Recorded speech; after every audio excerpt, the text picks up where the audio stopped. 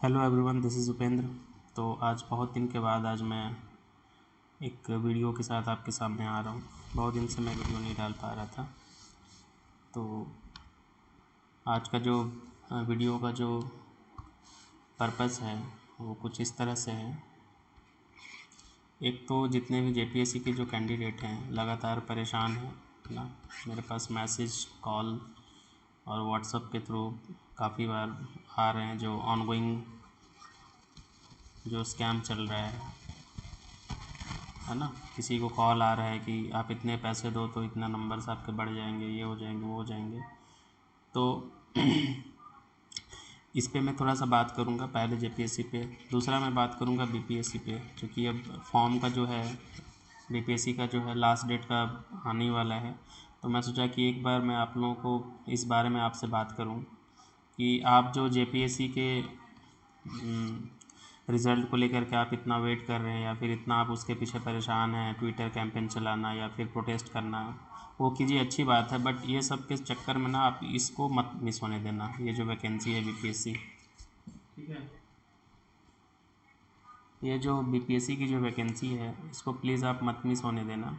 क्योंकि ये क्या है कि पूरा टाइम टेबल इसका बना हुआ है। ज़्यादा से ज़्यादा महीने, 2 महीने या 3 महीने डिले हो सकते हैं पूरे होल प्रोसेस में, ठीक है, 3 मंथ्स मैक्सिमम, है ना। तो इनका जो कैलेंडर होता है ये इसको बहुत ही स्ट्रिक्टली फॉलो करते हैं। उसमें 1-2 महीने का डिले हो सकता है, जैसे नोटिफिकेशन देर से आई तो हो सकता है एग्ज़ाम भी थोड़ा वो डिले हो जाए, बट मैं कुछ कह नहीं सकता, है ना। हो सकता है मेंस जो होने वाला था, जो शेड्यूल्ड था, वो 1 से 2 महीना वो डिले हो जाए। बट जो जेपीएससी की कंपैरिजन में ना इनका जो एग्ज़ामिनेशन प्रोसेस है ना वो काफ़ी सही होता है। तो आप इन सब के चक्कर में, जेपीएससी के चक्कर में, जो लोग सीरियस कैंडिडेट हैं जो इस बार जेपीएससी मेंस में अपीयर हुए हैं, तो जाहिर सी बात है आपकी एक लेवल की तैयारी हो चुकी है। और काफ़ी लोग मेरे को कॉल कर रहे थे कि बीपीएससी को लेकर के थोड़ा सा कुछ स्ट्रैटेजी बताइए, कुछ स्टडी मटेरियल, है ना। तो इस पर दोनों स्ट्रैटेजी और स्टडी मटेरियल दोनों पे मैं बात करूँगा, ठीक है। तो 15 से 20 मिनट का ये वीडियो हो सकता है, आप इसको ध्यान से देख लोगे तो जो बीपीएससी को लेकर के इतनी जो आशंकाएं चल रही होंगी आपके मन में कि आपने तो जेपीएससी की तैयारी की है, हम बीपीएससी को कैसे तैयारी कर सकते हैं, ठीक है। तो पहला जो टॉपिक है जेपीएससी के बारे में, है ना, ये आप इसको आप भूल जाओ, जो होना था हो गया। जेपीएससी का आपने मेंस दे दिया है, just wait for the result, है ना। चेयरमैन का भी अपॉइंट करते हैं। कुछ चीज़ों में अपना सर पटकने से कुछ होता नहीं है, ठीक है। मैं जीता जागता एग्जाम्पल हूँ, ठीक है, कि कैसे जेपीएससी ने मेरे साथ क्या किया है। बट इसको लेकर के रोना नहीं है ना। क्या करना है, आगे आपको मूव ऑन करना होता है, बढ़ना होता है। तो अब आप जो जेपीएससी में जो आपको देना था आप कुछ भी कर लेंगे, अब वहाँ से आपका कुछ होना जाना है नहीं। ऑलरेडी आपने मेंस लिख दिया है, तो जो आपके किस्मत में जो नंबर आना होगा वो आ चुका होगा। अगर कॉपी इवेलुएट हो चुकी है तो आप कुछ कर नहीं सकते हैं, just wait for the process, है ना। कुछ चीज़ें अपने हाथ में नहीं है, लेकिन ठीक है, आप लोग प्रोटेस्ट कर रहे हैं, कैंपेन कर रहे हैं, कोई इशू नहीं है ना। मैं भी बीच बीच में जेपीएससी को लेकर के मैं आप लोगों को जागरूक करता रहा हूँ, आगे भी करता रहूँगा, ठीक है।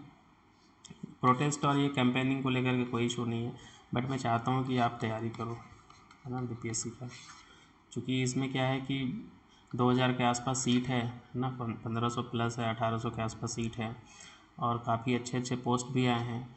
तो इधर में ज़्यादा दिमाग लगाने से अच्छा, कुछ लोग हो सकता है मेरे से असहमत हो सकते हैं, कुछ लोग मेरा विरोध भी कर सकते हैं कि आप ऐसे कैसे बोल रहे हैं, लेकिन मैं आप ही के लिए बोल रहा हूँ कि आप अपना जो एनर्जी है ना अच्छे जगह पे लगाओ आप, ठीक है। BPSC is a very big opportunity this time, okay, तो आप उसको मिस मत करो। चलिए सीधा मुद्दा आते हैं, सेकेंड जो हमारा जो बीपीएससी है उस पर। जितने भी जेपीएससी के कैंडिडेट हैं आउटसाइड इनसाइड द झारखंड और आउटसाइड द झारखंड, जो भी, या तो आप झारखंड में रह रहे हो या झारखंड के बाहर आप रह करके आप जेपीएससी को फोकस कर रहे हो, आई विल रिकमेंड कि you should prepare for the BPSC. इसके दो बेनिफिट मैं आपको बता रहा हूँ।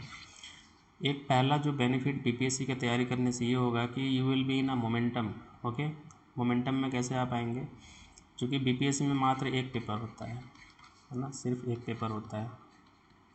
सिर्फ एक पेपर होता है प्रीलिम्स में, और इसमें आपको हिस्ट्री पढ़ना होता है, जियोग्राफी, इकोनॉमी, पॉलिटी, साइंस और करेंट अफेयर्स। अब ये इतने सारे जो हैं वो जेपीएससी में कॉमन होते हैं। तो अगर जो लोग भी 14th जेपीएससी को टारगेट कर रहे हैं, तो अगर आप बीपीएससी को रिलीजियसली अच्छे से आप फोकस करते हो, है ना, स्ट्रिक्टली आप इसको बढ़िया से आप तैयारी करते हो, तो आपका जो है ना पेपर 1 का पेपर जो फर्स्ट होता है जेपीएससी का पेपर फर्स्ट का आप नहीं भी तो 55 से 60 क्वेश्चंस की तैयारी आप कर लोगे, ठीक है, 55 to 60 क्वेश्चंस। और जब भी एग्ज़ाम होता है, अगर आप 55 to 60 अगर आप पेपर 1 में स्कोर कर लेते हो और पेपर 2 में आप 70 प्लस स्कोर कर लेते हो, तो आपका प्रीलिम्स में होने के चांसेस बढ़ जाते हैं। तो अगर आप बीपीएससी को अच्छे से तैयारी करते हैं इस बार, तो जाहिर सी बात है कि इसमें आप बीपीएससी का तो आप तैयारी कर ही रहे हो, साथ ही साथ आप क्या कर रहे हो, you are indirectly focusing on JPSC prelims paper 1, ठीक है, पेपर फर्स्ट।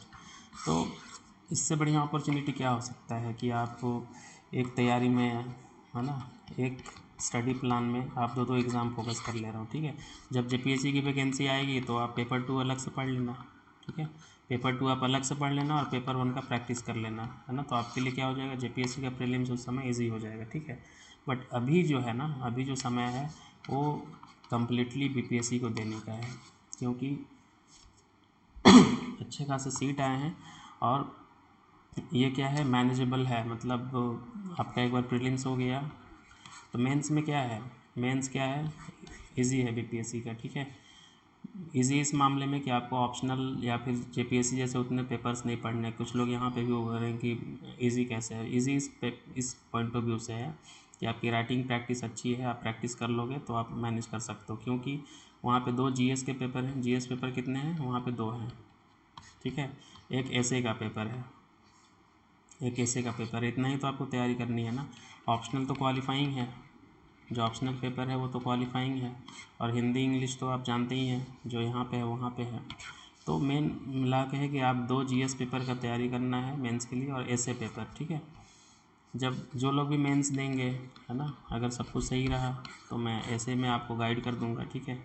ऐसे में मैं अच्छा आपको गाइड कर दूंगा। ऐसे में पटना में पढ़ाया करता था और यूपीएससी में मेरा 146 स्कोर रहा है ऐसे पेपर में, तो मैं अच्छे से आपको गाइड कर दूंगा। ऐसे राइटिंग पे बाकायदा सेशन लाऊंगा जब प्रीलिम्स का एग्ज़ाम हो जाएगा, है ना, या फिर 1-2 बार इधर भी ला दूंगा। जो लोग ऐसे को लेकर के जो बहुत ही अंडर कॉन्फिडेंट होंगे तो उनके लिए मैं सेशन ला दूंगा।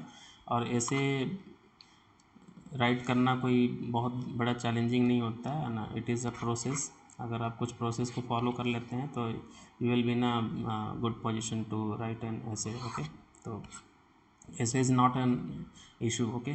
ऐसे राइटिंग आपको इशू नहीं होगा, ठीक है, क्योंकि इस पे मैंने काफ़ी काम किया है, काफ़ी वर्क किया है, और काफ़ी, है ना, मतलब ये कह सकते हैं कि मैं जब पटना में था तो ऐसे पे मैं एक बुक लाने वाला था, बट अनफॉर्चुनेटली पब्लिशर से बात बन नहीं पाई और फिर वहाँ से मेरा ट्रांसफ़र हो गया, फिर मेरे को पटना छोड़ना पड़ा, तो ये एक प्रोजेक्ट पीछे रह गया, है ना। बट क्या है कि बुक पब्लिश करना पीछे रह गया है, लेकिन ऐसे राइटिंग क्या होता है, उसका प्रोसेस क्या होता है, कैसे लिखना होता है, उसका स्ट्रक्चरिंग कैसे करते हैं, उसका सीक्वेंसिंग कैसे करते हैं, है ना, तो वो सब तो कम से कम मेरे माइंड में है ना, तो I can share those ideas with you, है ना। तो इसके लिए आपको चिंता नहीं करनी। अब आते हैं कि बीपीएससी के लिए स्ट्रैटेजी क्या होना चाहिए। बीपीएससी के लिए स्ट्रैटेजी क्या होना चाहिए, ठीक है। तो 4 जो एरिया है ना वो आपको बहुत अच्छे से फोकस करना चाहिए।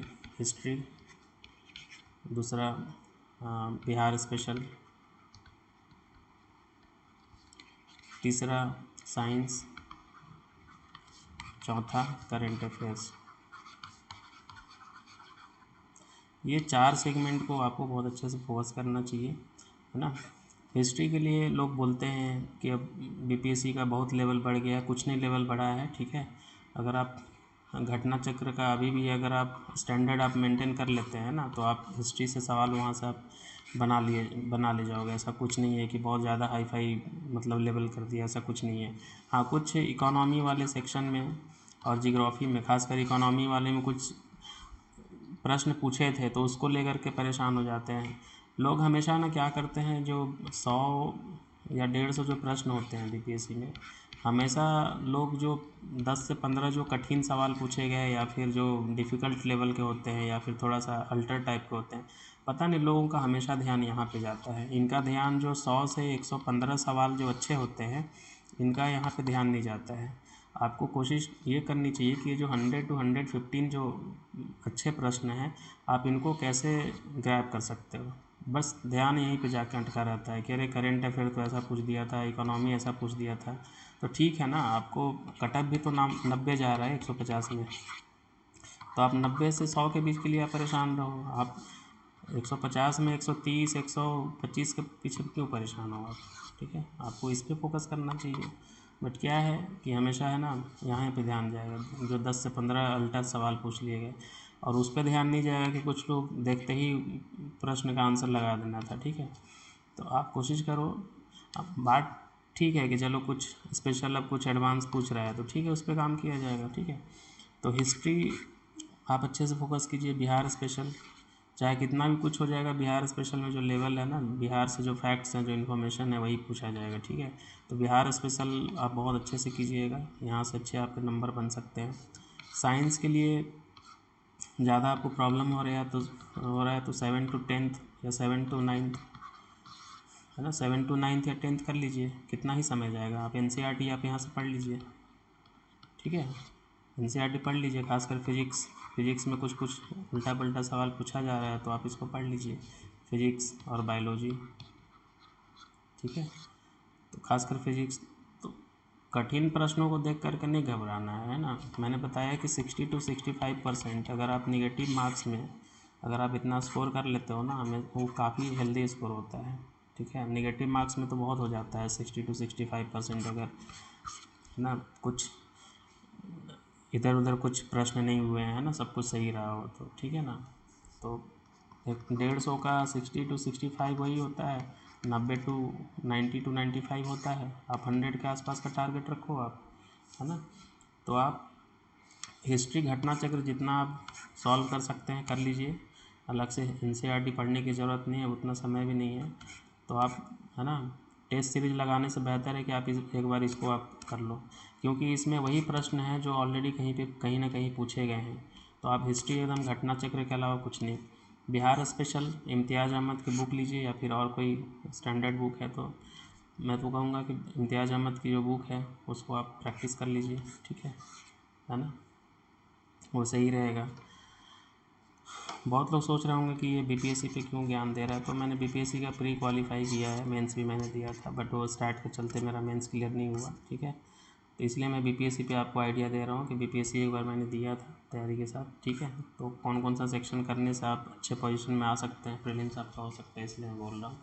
साइंस, आप लुसेंट का जो साइंस है, साइंस स्पेशल, उसको आप इग्नोर मत कीजिएगा। अगर आप उसको बना लेते हैं तो अच्छे पोजीशन में आप रहेंगे, और अगर आपने NCERT के साथ उसको एकम्पनीड कर दिया, आप उसके साथ आप देख लिए, तो काफ़ी अच्छी स्थिति में रहेंगे।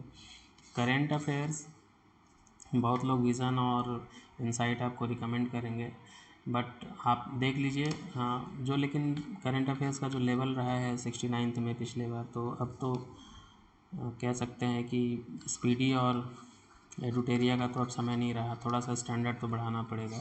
बट कुछ कुछ चीज़ें हैं, जो कुछ स्पेशल समिट्स हुए हैं, कुछ नेशनल अवार्ड्स मिले हैं, कुछ प्राइज़ हुए हैं, तो वो सब तो छोटे छोटे मैगजीन से भी हो जाते हैं, एडुटेरिया स्पीडी से भी हो जाएगा। बट ठीक है, अगर आप बहुत कॉम्प्रिहेंसिव वे में तैयारी करना चाहते हैं तो प्रतियोगिता दर्पण या फिर दृष्टि, इसको आप फॉलो कर सकते हैं, ठीक है।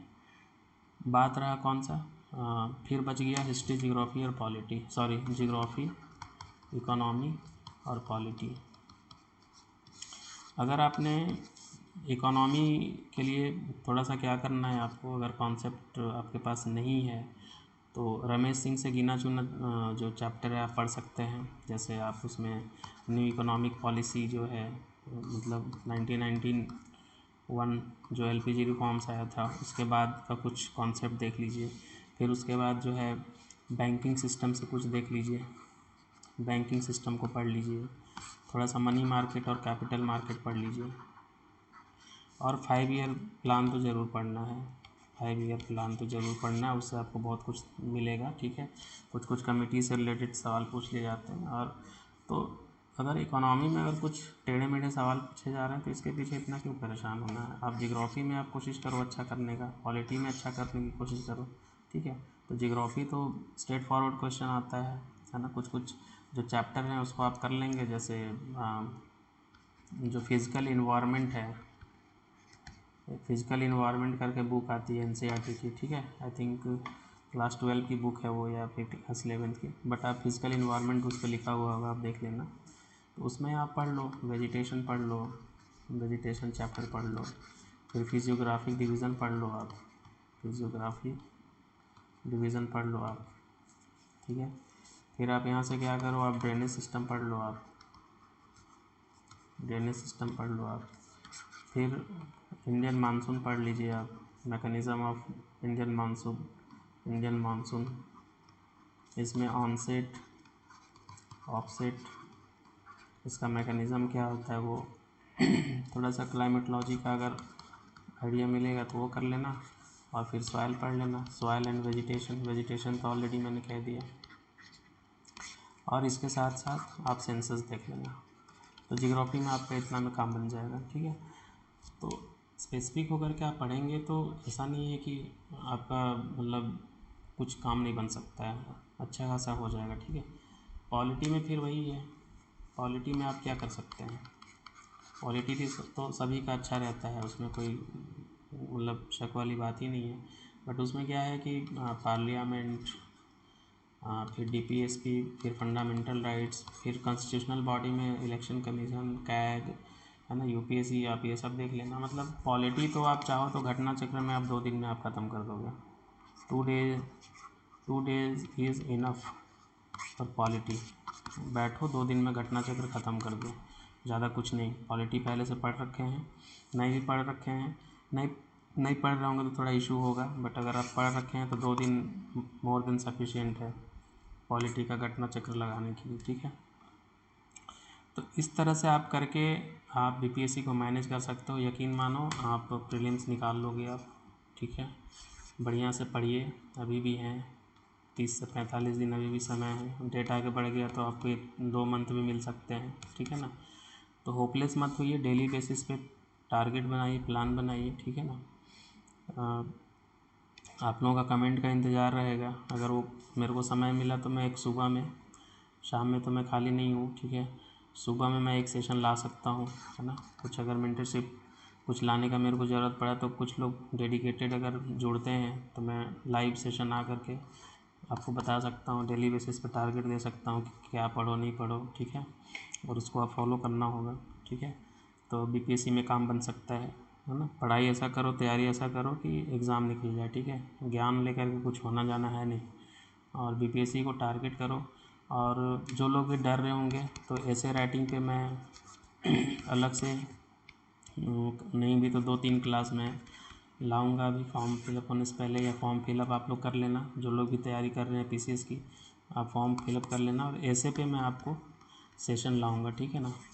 ऐसे में आप लोगों को थोड़ा सा लग रहा होगा, लेकिन जब आप ऐसे का मेरा क्लास करेंगे ना तो आपको समझ में आ जाएगा कि ऐसे लिखना कितना आसान होता है, या फिर कैसे उसका स्ट्रक्चरिंग करते हैं, कैसे सीक्वेंसिंग करते हैं। 2-3 चीज़ होता है ऐसे राइटिंग में, structuring, then sequencing, then placement, okay, है ना। तो पूरा प्रोसेस होता है। आप कैसे आप 1000 वर्ड्स में आप लिख लोगे पता ही नहीं चलेगा, ठीक है। तो ये सब प्रोसेस रहता है। जब इसको मैं बताऊंगा, एक्सप्लेन करूंगा, तब आपको पता चल जाएगा कि 146 मेरे को कैसे मिले थे यूपीएससी में, ठीक है। यूपीएससी के ऐसे पेपर में मेंस में 130 प्लस स्कोर करना, इनफैक्ट 120 प्लस स्कोर करना भी अपने आप में एक चैलेंज होता है। तो आई हैव स्कोर्ड 146, ओके। तो कुछ ना कुछ सोच समझ के ही एग्ज़ामिनर दिया होगा नंबर, ऐसा है नहीं। तो कुछ अच्छा ही देखने को उसको मिला होगा। और अभी जो स्टैंडर्ड है बीपीएससी में ऐसे राइटिंग का, काफ़ी मतलब आप कह सकते हैं इजी वाला है, बहुत टफ नहीं पूछता है। तो अगर आपके पास थोड़ा बहुत आइडिया रहेगा, इन्फॉर्मेशन है, बस आपको उसको अप्लाई करना कैसे है, आपके इन्फॉर्मेशन को, नॉलेज को, तो आपका ऐसे राइटिंग काफ़ी अच्छा हो जाएगा, ठीक है। तो ऐसे राइटिंग पे मैं लगातार कोशिश करूँगा सेशन लाने के लिए। और मेरी इच्छा भी थी कि बीपीएससी कैंडिडेट को मैं ऐसे राइटिंग में गाइड करूं, ठीक है। जब मैं पटना में था तो काफ़ी लोगों को गाइड कर रहा था, मैं वहाँ पे ऑफलाइन क्लास लेता था, तो वहाँ पे लोग लाइव एकदम क्लास में ही ऐसे लिखना शुरू कर दिए थे। और कुछ लोग यूट्यूब के थ्रू भी अपना आंसर वगैरह ऐसे कॉपी चेक करवाते थे, तो मैं इवेलुएट भी करता था, बट उसको फिर मैं उसको छोड़ दिया था, है ना। ट्रेनिंग पर्पज़ से 3-4 महीने के लिए मेरे को दिल्ली मतलब गाज़ियाबाद जाना पड़ा, तो वो थोड़ा डिसकंटिन्यू हो गया था। बट मैं चाह रहा हूँ कि इस बार इतनी बड़ी वैकेंसी आई है, काफ़ी लोग ऐसे को लेकर के कन्फ्यूज़न में होंगे, तो ऐसे राइटिंग पे मैं सेशन लाऊँ, ठीक है। तो आज का वीडियो बनाने का पर्पस यही था कि आप लोग जो लोग भी तैयारी कर रहे हैं बीपीएससी का फॉर्म ज़रूर भर देना, ठीक है। और बाकी मैं बीपीएससी पे ऐसे ही कुछ कुछ सेशन लाऊंगा, और जो लोग भी बीपीएससी का बढ़िया से तैयारी करना चाह रहे हैं, है ना, जुड़िए मेरे साथ, है ना, और आपको आइडिया मिलेगा। मेंस में मैं आपको बहुत हेल्प करूँगा। अभी प्रीलिम्स में तो मैं आपको डेली बेसिस पे, अगर आप लोग जुड़े, कुछ लोग कुछ मोटिवेशन मेरे को मिला कि हाँ डेली बेसिस पे लोग लाइव में इतना लोग जुड़ेंगे, ठीक है, तो मैं डेली भी लाइव आ सकता हूँ, कोई इशू नहीं है, ठीक है। तो देखता हूँ क्या प्रतिक्रिया मिलती है, उसके बाद मैं डिसाइड करूँगा, ठीक है। बट इतना मैं ज़रूर बोलूँगा कि जेपीएससी के चक्कर में ज़्यादा मत रहिए, जो होना था हो गया, जो आपको एग्ज़ाम देना था आप दे लिए। Now you should put your energy in a right direction and just go for the BPSC, है ना। तो वो चीज़ आप कीजिए, ठीक है। बाकी फिर हम लोग मिलते हैं नेक्स्ट वीडियो में।